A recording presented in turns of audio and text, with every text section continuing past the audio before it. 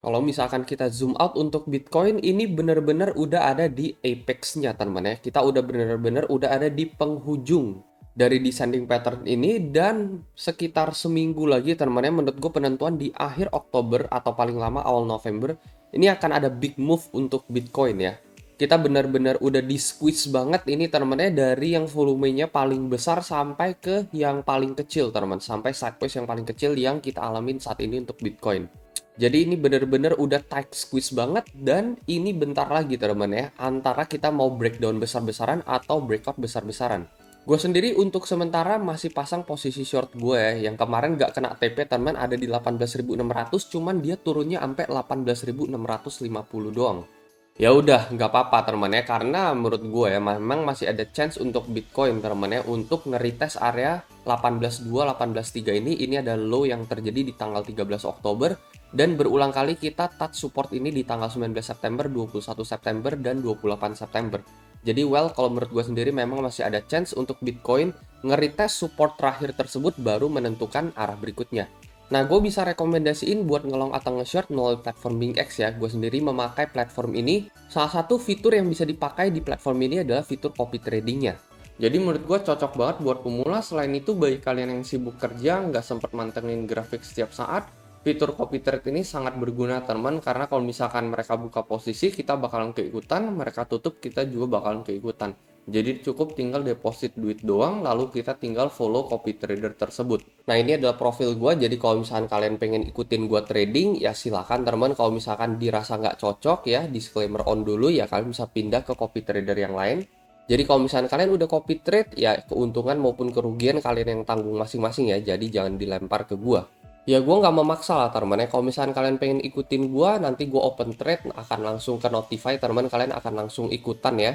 Bila mana dirasa kalau misalkan kalian udah copy dalam jangka panjang, misalkan gue sering loss atau apa, feel free untuk unfollow gue aja. Jadi di sini gue ingatkan kembali. Jadi tidak ada yang saling menyalahkan teman-teman di sini ya. Dan kalau misalkan kalian mendaftar menggunakan link yang ada di deskripsi, kalian otomatis akan masuk ke dalam salah satu partisipan di dalam kompetisi trading yang biasa gue adakan, dan gue bagikan hadiah puluhan juta USDT cash. Itu gue lakukan setiap bulan. Selain itu kalian akan mendapatkan bonus tambahan sekitar $120. Mungkin bagi teman-teman yang tertarik, kalian bisa langsung join BingX, linknya ada di deskripsi di bawah. Teman-teman bisa langsung mendapatkan bonus sampai $120.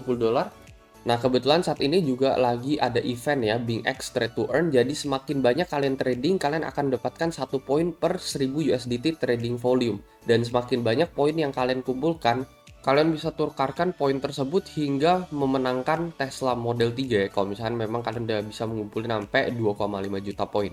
Untuk Bitcoin break di bawah 18.125, 18.100 sampai 18.000 sebagai support terkuat.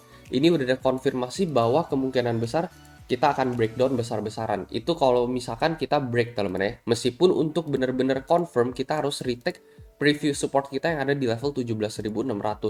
Cuman kalau misalkan bau-bau udah ke 18.000, udah jebol di bawah 18.000, nah itu benar-benar udah harus hati-hati. Dan kemungkinan besar ini bisa terjadi di minggu depan. Nah, menariknya adalah descending pattern itu nggak cuman terjadi sekali teman ya. Ini udah pernah terjadi dari sejarah-sejarah sebelumnya untuk Bitcoin ya. Yang paling fatal ini adalah event di tahun 2017 teman. Jadi ini adalah descending pattern yang terbentuk di tahun 2017, 2018, dan kalian perhatikan hasilnya adalah breakdown ya. Jadi memang sesuai dengan pattern descending, bahwa pattern descending ini adalah pattern yang cenderung bearish. Kalian perhatikan hasilnya adalah breakdown, dan Bitcoin dari 6.000 langsung anjlok ke level 3.000. Dan kalau misalnya itu terjadi, berarti kan drop setengah harga gitu ya. Kalau misalnya itu terjadi, maka dari 18k maybe bisa ke level 9-10k gitu untuk Bitcoin. Apakah hal yang sama yang seperti dulu ini akan terjadi, akan terulang lagi di event kali ini atau tidak?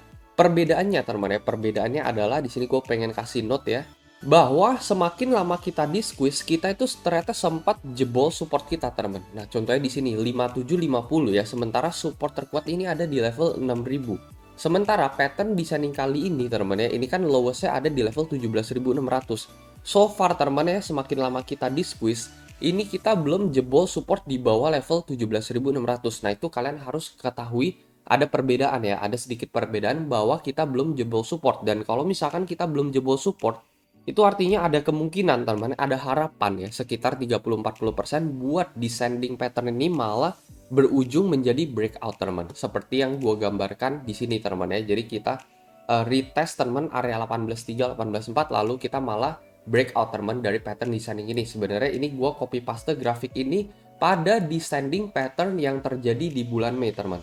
Jadi descending pattern ini juga sempat terjadi ya di bulan Juni tahun 2021, di bulan Mei tahun lalu, di mana ini hasilnya adalah break ke atas teman ya. Jadi nggak selalu descending pattern itu selalu bakalan break ke bawah. Tidak ada garansi teman bahwa 100% kita akan break ke bawah. Malah ternyata ini adalah bottom lalu kita menuju ke level 1 miliar teman ya. Ini adalah contoh pattern descending yang hasilnya adalah breakout. Terus ini juga salah satu contoh pattern descending yang kita break ke bawah teman ya. Well, memang chance-nya itu sekitar 60-70% kita itu break ke bawah ya dibandingkan break ke atas. Apakah kali ini akan terjadi hal yang sama juga teman ya? Itu adalah pertanyaannya. Apakah kali ini kita bakalan break ke bawah juga ya menuju ke level 13-10k?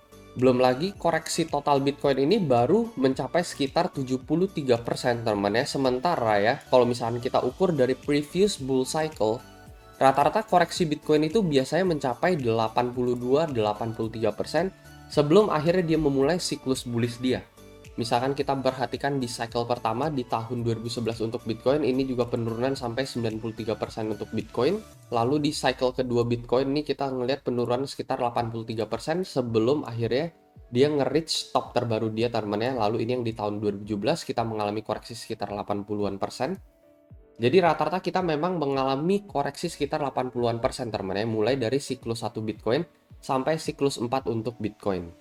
Nah, kalau gue sendiri ya, personally teman ya, menurut gue siklus keempat ini belum selesai teman. Ini yang gue gunakan adalah teori lengthening cycle di mana setiap siklus akan bertambah harinya teman ya. Jadi contohnya siklus 1 ini sekitar 343 bar atau sekitar 343 hari, siklus kedua sekitar 900 hari teman, jadi ada penambahan 600 hari ya. Siklus ketiga 1500, penambahan 600 hari lagi. Dan ini prediksi siklus keempat ini ada di sekitar 2080 hari, yang dimana kalau misalkan ini tercapai teman, maka cycle keempat ini endingnya itu ada di Juli tahun 2023 gitu ya, yang dimana mungkin pada saat itu Bitcoin sudah bisa mencapai 2 miliar teman.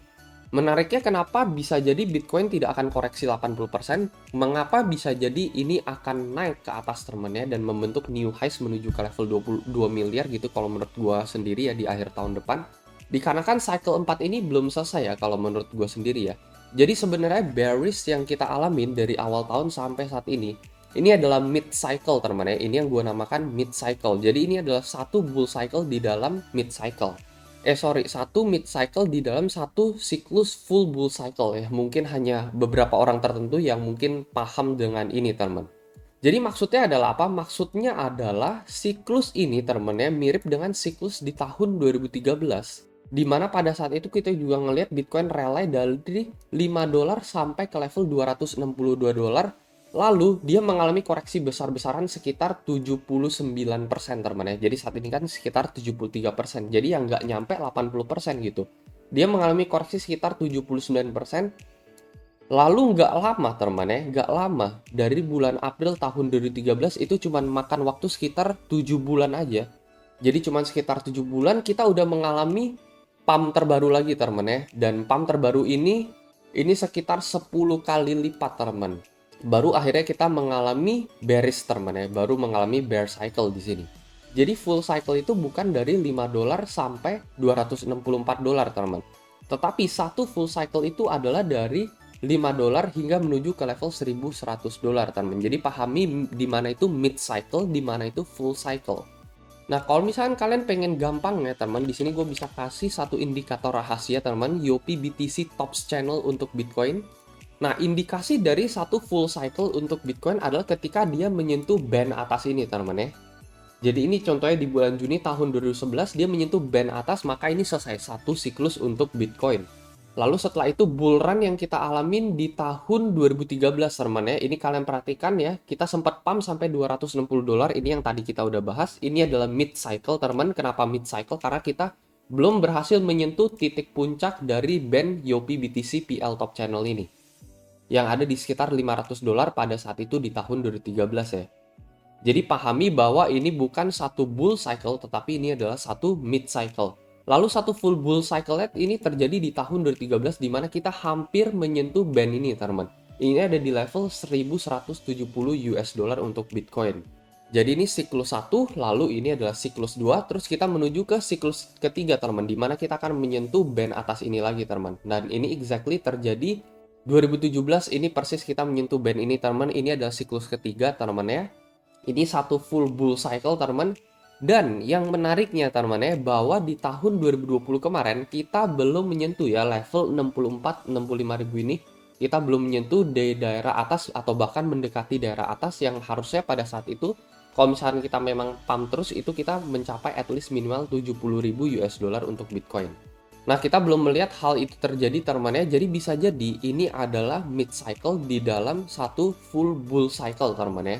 Dan satu full bull cycle ini kalau misalnya kita ukur, teman-teman, dengan date range yang sama, penambahan sekitar 600 hari, mungkin bakal lebih agak extend, teman-teman. Ini mungkin Bitcoin bisa menyentuh area level 150.000 US dollar, teman. Well, jadi maybe itu bisa menjadi perhitungan kalian juga. Itu adalah salah satu alasan kenapa menurut gua penurunan ini, teman-teman, sekitar 70% correction, ini adalah mid cycle di dalam satu full bull cycle. Pastinya ini semua akan terinvalidasi once Bitcoin break di bawah 17.600 dan 18.000 US dollar. Jadi kita respect aja apapun yang bakalan terjadi untuk Bitcoin. So far technical YOPBTC itu tidak pernah salah dalam memprediksi satu full bull cycle ya selama 3 siklus terakhir, teman. Kita nggak tahu apakah siklus keempat ini memang dia bakalan nge-reach stop menyentuh band atasnya untuk mengkonfirmasi satu bull cycle, yaitu siklus keempat pada Bitcoin. Atau malah dia udah terinvalidasi, teman ya, bahwa memang kita udah nggak bisa memakai indikator YOPBTC PL Top Channel itu lagi, dan akhirnya kita membutuhkan waktu 2-3 tahun untuk kita nge-reach stop terbaru untuk Bitcoin lagi. Yang dimana kalau misalkan memang BTC itu bisa turun sampai 13-10k, menurut gue itu minimal setelah halving, teman, di tahun 2024 Bitcoin mulai bisa kembali recovery. Ya paling ya memiliki fase winter di mana kita turun rebound, teman, dari 13 balik ke 20, abis itu kita didam lagi membentuk double bottom, teman ya, balik lagi ke level 13-10k, baru abis itu kita naik lagi, maybe bisa terjadi di tahun 2024 gitu. Jadi sama double bottom seperti ini, teman ya, kita nyentuh 3000, abis itu kita dipump balik lagi ke atas. Kalau ini kan ke 14.000, kalau kita mungkin ke 20.000, abis itu kena double bottom lagi di sini ya, balik lagi ke level 10.000. Kalau ini balik ke level 4.000, baru kita dipump lagi menuju new highs untuk Bitcoin. Itu bisa terjadi kalau misalkan menurut gue Bitcoin break di bawah level 17.600. So long selama kita masih bisa bertahan di atas ini, ada chance bahwa kita bisa parabolic rally lagi, teman-teman, balik menuju new all time high atau bahkan nge-break new all time high. Jadi ini adalah trading strategi yang gue lakukan, dan jangan ikut-ikutan, teman, soal memiliki trading plan dan trading strategi kalian lagi masing-masing. Itu aja pesan dari gue, dan seperti biasa sampai jumpa di next video.